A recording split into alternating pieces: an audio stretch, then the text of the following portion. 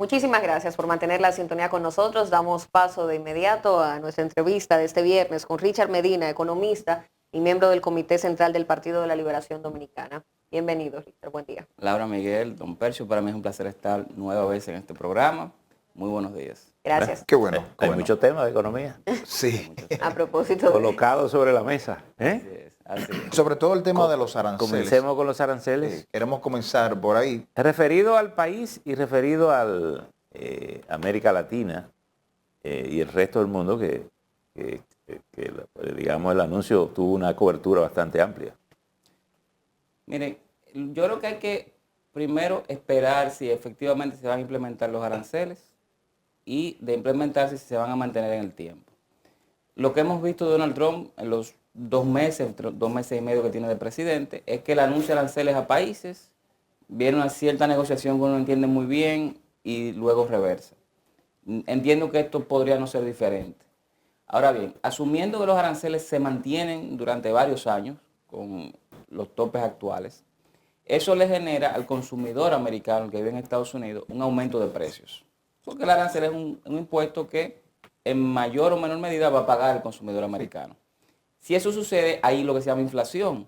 Y al haber inflación, la Reserva Federal, que es el Banco Central de Estados Unidos, tiene la disyuntiva, y yo creo que va a hacer esto, de aumentar o mantener altas las tasas de interés. Si allá afuera están altas las tasas de interés, o siguen altas, aquí van a seguir altas porque estamos en la zona de influencia de Estados Unidos.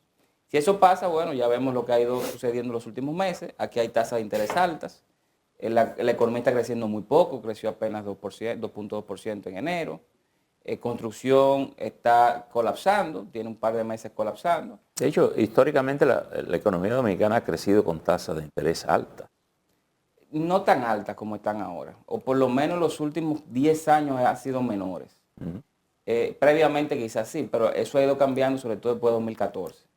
Ahora bien, eso es un problema que podemos tener. Otro problema es que nosotros estamos perdiendo competitividad versus países como México que no recibieron aranceles. Nosotros nos pusieron un 10%, México y Canadá no le pusieron nada.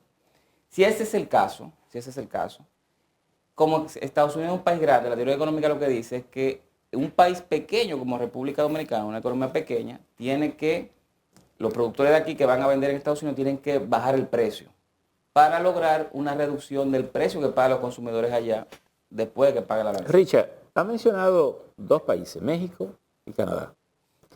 Se dice que la parada de Trump con los aranceles de esos 2 países, porque esos 2 países le han dicho, bueno, es que tenemos un acuerdo de carácter constitucional que usted no puede cambiar por una medida administrativa, tendría que esperar que se venzan esos acuerdos y renegociar.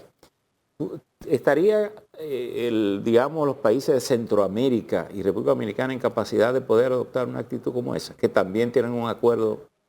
Excelente pregunta. Y se está violando ese acuerdo. Estados Unidos tiene alrededor de 12 acuerdos de libre comercio, uno de los cuales es el de México, Canadá y Estados Unidos, que antes se llamaba NAFTA o Acuerdo de Norteamérica. El hoyo legal o la justificación que le buscaron en Estados Unidos al tema de los aranceles allá, con México y Canadá, es decir, que bienes que se produzcan en México y Canadá y que cumplan con el acuerdo de libre comercio con México y Canadá, están exentos de aranceles. Bienes que se produzcan en México y Canadá que no estén de acuerdo al Tratado de Libre Comercio, no pagarían aranceles. ¿Qué significa eso?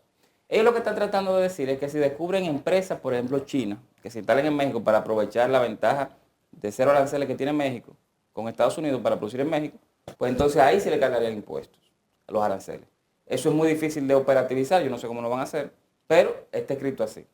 El caso particular del acuerdo de México y Canadá con Estados Unidos, el acuerdo de libre comercio, es un poco diferente al de nosotros, porque la economía de Estados Unidos está muy integrada con esos 2 países, pero especialmente con México, que no es tanto el caso con el acuerdo de libre comercio de Centroamérica. Entiendo que puede haber una actitud del bloque de los países de Centroamérica y República Dominicana de negociar con Estados Unidos, creo que será saludable, pero la balanza de poder, por así llamarle, es más fuerte. Es más desequilibrada. México, claro, y Canadá por la integración que tienen con Estados Unidos. Richard, Ahora, siempre se dice que Donald Trump lanza para negociar. Y en el orden interno también se ha argumentado que hay un déficit del presupuesto en Estados Unidos que anda por el trillón. Y que Donald Trump le dijo, bueno, para cumplir con los planes que he prometido, ustedes necesitan el trillón. El trillón va a aparecer con los aranceles para que le aprueben el plan. ¿Pudiera eso caminar en el orden interno? Bueno, Porque la economía es compleja. A veces usted no está bien cuando las cosas están baratas, sino cuando usted tiene con qué comprar. indudablemente. Indudablemente. Mire, un arancel es un impuesto, es decir, que lo que sea que se ponga arancel de mantenerse va a recaudar el gobierno americano. Ahora bien, eso genera otros efectos. Otros impuestos, que son básicamente los impuestos internos, se cobran en base al crecimiento económico. Mientras más crece la economía, más capacidad de cobro tengo yo como Estado. Los aranceles, al generar inflación, como dije, va a generar también una lentitud económica adicional este año. Incluso a la gente que habla de recesión. Por lo tanto, yo creo que a pesar de un potencial aumento de impuestos por cobro de aranceles, la caída en el menor crecimiento económico va a reducir el cobro de otros impuestos. Entonces hay que ver cuál termina siendo el neto. ¿Y podría tener esta medida impositiva del presidente Donald Trump un impacto negativo a corto o largo plazo en los Estados Unidos? Sin duda, sin duda. Yo creo que va a haber una reducción del crecimiento, no solamente por el efecto, sino ya por la incertidumbre que se ha creado. Hay mucha gente que todavía espera que se negocie una reducción sustancial de esos aranceles antes de que entren en efecto mañana a las 12:01 de la noche. El día 5 de El día 5, mañana, sí, a las 12:01. Y segundo, tiene el tema de inflación, que eso no es algo conveniente. Ahí se está debilitando el dólar, adicionalmente, debilitando el dólar es que otras monedas se vuelven más preciadas, más caras, y eso hace que los bienes que importa Estados Unidos se hagan precisamente más caros, adicional al costo. Richard, el presidente ha dicho más o menos que va a conversar internamente, dijo que se puede negociar, refiriéndose a esto que usted señala. Sin embargo, yo creo que no hay que esperar que las aguas entren al mar, hay que prepararse para el escenario mayor en este caso. El presidente Leonel Fernández ha planteado también un diálogo nacional e incluso ha incluido otro tema, el tema migratorio también de República Dominicana. ¿Estaría el PLD en condiciones de participar en un diálogo de esa naturaleza, hablar de los aranceles, hablar de temas migratorios, si el gobierno nos convoca a un diálogo con él? En voz de nuestro presidente Danilo Medina, cuando fue a una entrevista recientemente, él dijo que siempre que sea para provecho del país, el PLD está dispuesto a dialogar. Sentarse en la mesa. Siempre que sea para beneficio del país y no sea para beneficio político de alguno de los actores, en este caso el gobierno. ¿Qué nos enseña en los momentos actuales este escenario como país?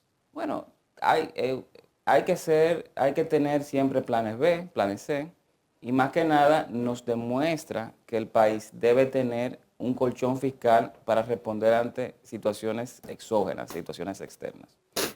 Resulta que en los últimos años el gasto de nómina, gasto de pensiones, el gasto de subsidios, en especial al déficit financiero de las EDES, ha escalado demasiado. Y eso ha reducido sustancialmente la capacidad que tiene el gobierno de gastar para incentivar la economía, para dinamizar la economía.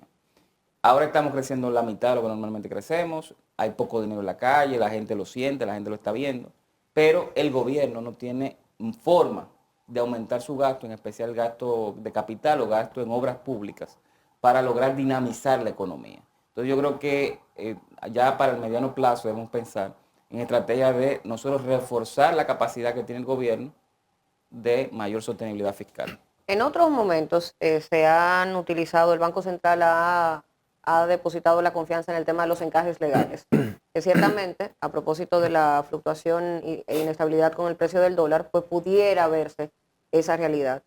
¿Cómo vemos entonces la estabilidad de la economía en torno a todo esto? Y si tendríamos que incurrir a mitad de año entonces al tema de encajes legales, a la dinamización, está el tema de las obras de infraestructura que también ayudan a toda esta parte, pero ¿cómo lo vamos viendo? Bueno, un Estado tiene dos tipos de políticas para tratar de incentivar la economía en momentos como este. Una es la política fiscal, que es básicamente gasto.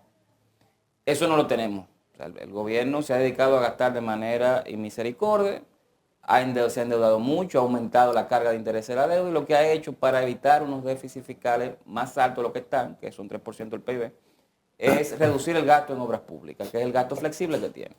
Ahora, está la otra contraparte, que es la política monetaria, que esa la dirige el Banco Central y es apolítica. Sucede que como las tasas de interés están altas en Estados Unidos, aquí debemos tener tasas de interés también altas, porque si no, lo que vemos es un aumento del precio del dólar, que es lo que hemos visto en los últimos meses. Hubiese sido más alto ese aumento si el Banco Central no estuviera haciendo lo que está haciendo.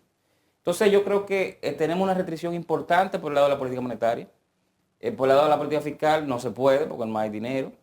Y el banco podría, de manera dirigida, para fortalecer ciertos sectores de la economía que están creciendo negativo, como la construcción, en especial la construcción de viviendas, tanto para clase media como vivienda de bajo costo, usar el préstamo dirigido. En el caso de que entrara la reforma fiscal el año pasado, ¿qué impacto estaríamos viendo ahora mismo? Bueno, de entrada iba a haber un aumento de precio, o inflación de un año, una inflación sostenida.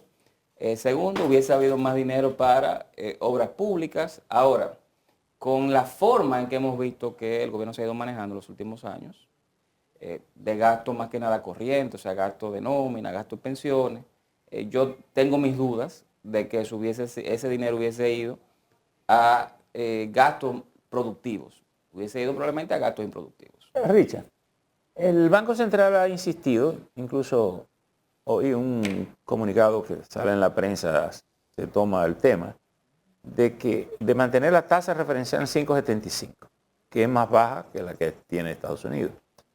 Es decir, que hemos ido en vías contrarias a esa realidad internacional.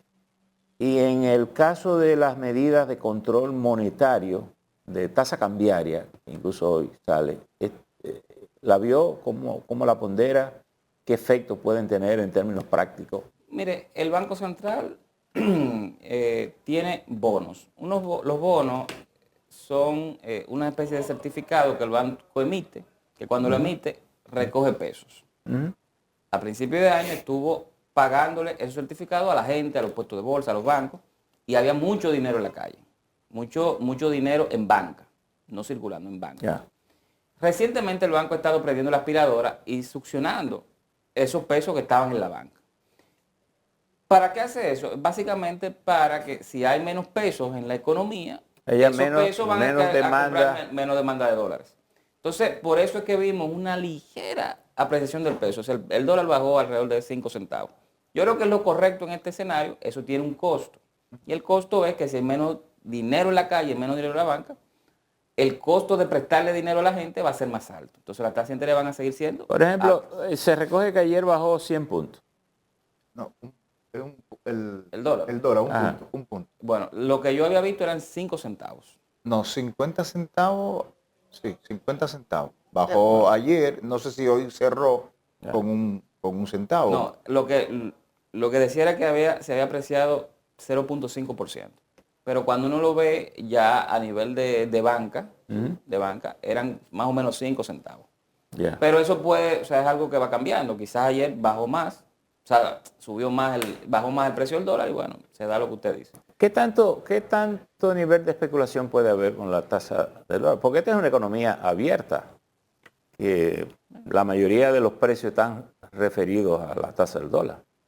Mire, no debe ser tanta, porque aquí no hay importadores, ¿no? Pero hay un flujo más libre, en el sentido de que usted puede fácilmente ir a una casa de cambio y comprar 5 o 10 mil dólares si necesita.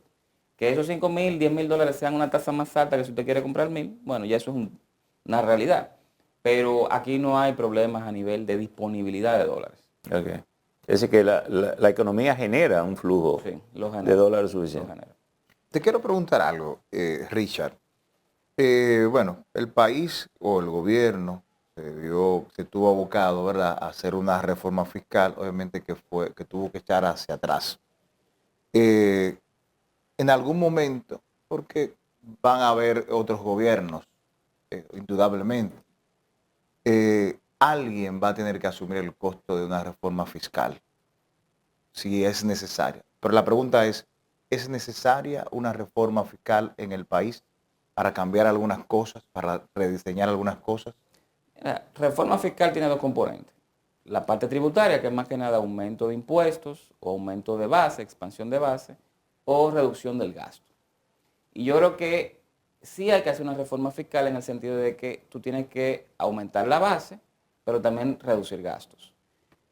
El problema de lo que se llama la economía política, es decir, de cómo tú puedes vender una reforma tributaria, que fue lo que se quiso hacer aquí en octubre, viene porque tú como gobierno también te aprietes el cinturón y seas el primero que te aprietes el cinturón. O sea, tú no puedes tener aumentos de nómina, aumentos de pensiones, pensiones incluso irritantes, aumento del subsidio eléctrico. O sea, tú no puedes tener ese tipo de gasto.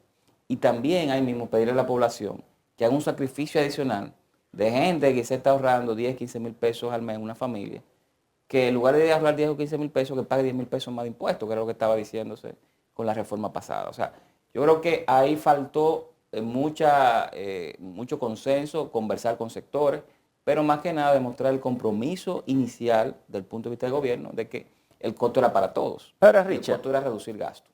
el gobierno ha abandonado dos proyectos de reforma fiscal en lo que tiene de mano. Pero en esas conversaciones, cuando se presentan esos asuntos, nos dicen dos cosas. Que el ITEVI se va de un 47%, y que impuestos sobre la renta anda sobre el 50, 51, 52%. ¿Puede el Estado dominicano, puede un gobierno mejorar sus finanzas mejorando la gestión fiscal? ¿Hay espacio para eso? ¿Hay posibilidades de que eso pueda ocurrir? Sí y no. Sí hay espacio debido a los altos niveles de evasión que hay en República Dominicana. Ahora bien, tú para bajar eso necesitas una readecuación tecnológica fuerte a nivel de la administración tributaria y también se necesita ir despolitizando la administración tributaria. Despolitizándola. Despolitizándola, sí, claro. ¿Y qué tan politizado está? En el sentido de que no, el equipo técnico no cambie si hay un cambio de gobierno, que sean profesionales formados, que sean gente que viene de fuera, que tengan asistencia técnica de organismos multilaterales. Eso DGI lo ha tenido, DGA ha ido construyéndolo, pero yo creo que falta todavía seguir perfeccionando ese proceso. Segundo, esos datos vienen de una estimación que se hizo en 2017.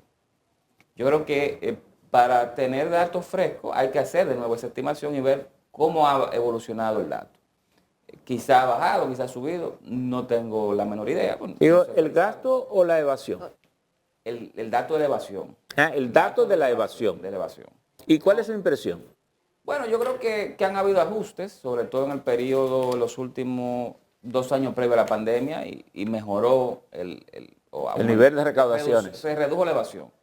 Sobre el gasto tributario, yo creo que eso hay que darle varias lecturas. Una parte importante del gasto tributario es zona franca. Porque aquí hay un dato o hay una realidad que puede distorsionar las estadísticas.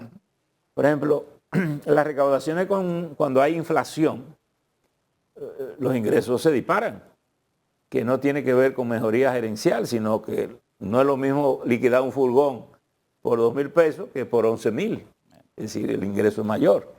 Es decir, el país técnicamente ha mejorado como para decir, nada pasa por ahí, pues yo escucho muchísimas quejas de los comerciantes todavía, que los chinos, que si el otro, lo que quiere decir que todo lo que entra al país tiene que entrar por los puertos. Han habido, a nivel de aduanas, yo creo que en los últimos 8 o 10 años ha habido mejoras sustanciales. Como usted dice, sobre todo en 2021 y parte de 2022, los fletes al transporte de carga fueron muy altos y por lo tanto se cobró más a nivel de impuestos aduanales.